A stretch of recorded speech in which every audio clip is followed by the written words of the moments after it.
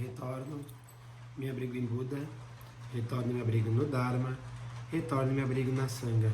Namo ke Butsu, Namo ke Ho, Namo ke So, ke Butsu Mujo, Son ke Horijin, Son ke So, Agon So, ke Bukyo, ke Hokyo, ke Sokyo. Tá, gente, Monge Yakusan com vocês, e hoje a gente vai dar a leitura, prosseguir com a leitura do segundo capítulo do Dhammapada, que é o nobre caminho do Dharma de Buda. Eu tenho essa tradução aqui da editora Bodh Gaya, uma joia. E a gente vai ler hoje o capítulo 2. O que eu vou fazer? Eu vou seguir lendo e à medida que eu fizer algum comentário, eu paro um pouquinho, olho e falo, vou estar de cabecinha baixa lendo, tá bem? A ideia realmente é tentar entender como aplicar isso e como... É uma coisa que transcende entendimento, né? Às vezes no primeiro momento a gente não entende algumas coisas que a gente lê, e na nossa vida é assim, na própria vida monástica, né? Então a gente ouve, não entendeu, vai levando, depois vai lá, sem tentar intelectualizar demais, é entender. Isso eu consigo levar a cabo? Acho que é a grande pergunta, tudo bem? Então o capítulo de hoje é capítulo 2, que é a mente atenta. A mente atenta é o caminho para a transcendência. A negligência é o caminho para a autodestruição. Aquele que pratica a mente atenta transcende morte e nascimento, enquanto o não praticante já está morto sem se dar conta. Como tal compreensão, os sábios, tendo desenvolvido elevado grau de mente atenta, regozijam-se na sua prática e deleitam-se no reino dos nobres. O reino dos nobres aqui é equivalente ao caminho iluminado, o estado iluminado da mente, né? A gente fala até na nossa dedicatória, né? Que os méritos de nossa prática se estendam a todos os seres e que possamos todas e todos nos tornar o caminho iluminado. É isso, é o reino dos nobres aqui, que não é a nobreza material, não é, e também não é nada metafísico. Esse estado desperto a gente pode conseguir nesta mesma vida. Não é algo que eu precise, sei lá, ultrapassar algum estado alterado de consciência, ou até algum estado metafísico do corpo, né? É aqui mesmo, mas é praticando, serenando, achando esse lugar de serenidade. Os despertos, os quais se dedicam à meditação com diligência e intensidade, atingem o Nirvana, o refúgio supremo. O Nirvana eu já fiz vídeos anteriores, que é o que a gente fala que do sânscrito é extinção, que é um estado de não diferenciação, é um estado onde a gente vai além de apegos e aversões, né? Onde a gente extingue, inclusive, os nossos desejos, e eu falo desejo aqui não é no termo comum, é no termo pequeno, né? De ter apego ou aversão a determinadas coisas, né? É um pouco disso que a gente fala, e acerca do enquanto estado mental aqui, acima de tudo. Cresce continuamente a reputação do homem que é prudente, imaculado, sereno e cujas ações são espontaneamente virtuosas. Através do esforço, da mente atenta, do autodomínio, o sábio erige para si mesmo uma ilha que inundação nenhuma consegue submergir. Os tolos incautos dedicam-se à negligência, enquanto os sábios consideram a mente atenta o seu tesouro mais precioso. Não se entregue à negligência, nem à sensualidade, pois aquele que pratica a mente atenta e a meditação alcança a verdadeira felicidade. E a sensualidade que a gente fala aqui, gente, é nesse sentido mais fútil, digamos assim, né?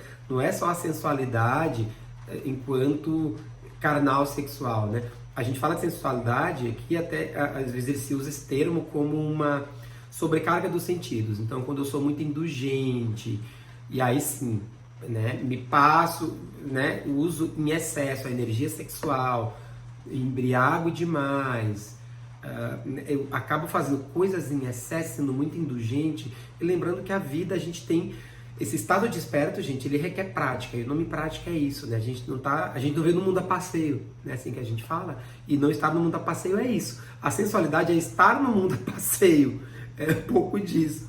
Então, só para que fique claro, tá? Que tem sim a questão do elemento sexual, mas tem os outros elementos, né? Da gula, enfim, daquilo que vocês pensarem. Então, achar o famoso caminho do meio.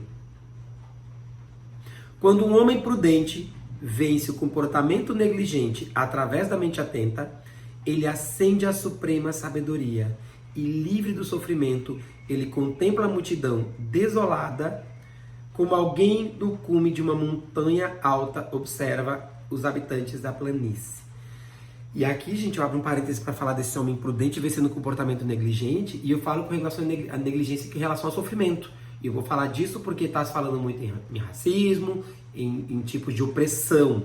Então, por mais que a gente tente não ter apego nem aversão, a gente, mesmo sem apego e aversão, tem que coibir formas de sofrimento. E quando eu falo em negligência aqui, entra inclusive isso, negligenciar o sofrimento alheio. Então, quando eu consigo vencer o comportamento negligente usando a mente atenta, a minha mente atenta pode dizer para não, para parar, né? E aí, claro, até eu falei hoje com uma praticante falando assim, engraçado, né? De falar que, por exemplo, eu usei uma analogia sobre pessoas, a questão do racismo e falar, calem a boca, quem não tem lugar de fala, cala a boca. Aí o pessoal brincou assim, nossa, um monge com raiva. Gente, nós somos humanos. Nós temos raiva, nós temos tristeza, nós temos cansaço. A grande prática nossa é não se deixar levar por isso. Como eu posso achar um outro lugar? Mesmo percebendo, olha, estou com raiva. Né? Então, o que eu faço com isso? E aí é a questão da fala correta. É a hora de saber falar e saber calar, como eu falo muitas vezes.